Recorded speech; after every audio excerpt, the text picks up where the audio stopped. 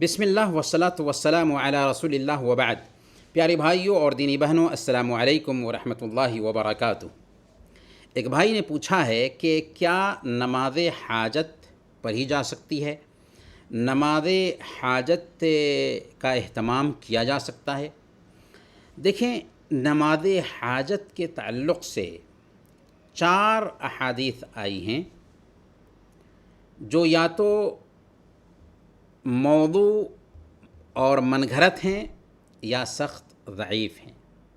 اس لیے صلاۃ الحاجت یا نماز حاجت نام کی کوئی بھی نماز مشروع نہیں ہے۔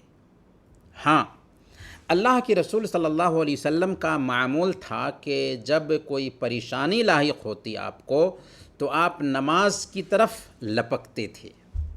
کان اذا حزبہ امر ابتدر الی الصلاۃ، اور خود اللہ تعالیٰ نے ہم کو حکم دیا کہ واستعینوا بالصبر والصلاۃ، کہ نماز اور صبر کے ذریعہ اللہ سے مدد طلب کرو۔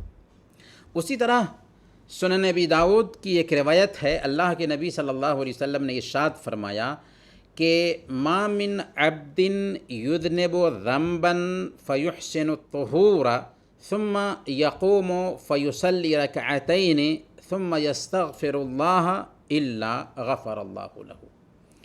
یہ سنن ابی داؤد کی روایت ہے جو صحیح روایت ہے کہ جو بندہ کوئی گناہ کرتا ہے اور اچھی طرح وضو کرتا ہے، پھر کھڑا ہو کر 2 رکعت نماز پڑھتا ہے اور پھر اللہ تعالیٰ سے اپنے گناہوں کی معافی طلب کرتا ہے، تو اللہ تعالیٰ اس کے گناہوں کو معاف فرما دیتا ہے۔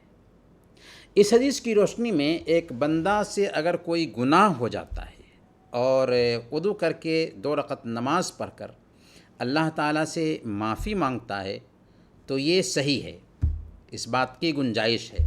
لیکن کسی حاجت اور ضرورت کے وقت علیحدہ الگ سے کوئی نماز مشروع نہیں ہے جسے صلاۃ الحاجت کا نام دیا جائے۔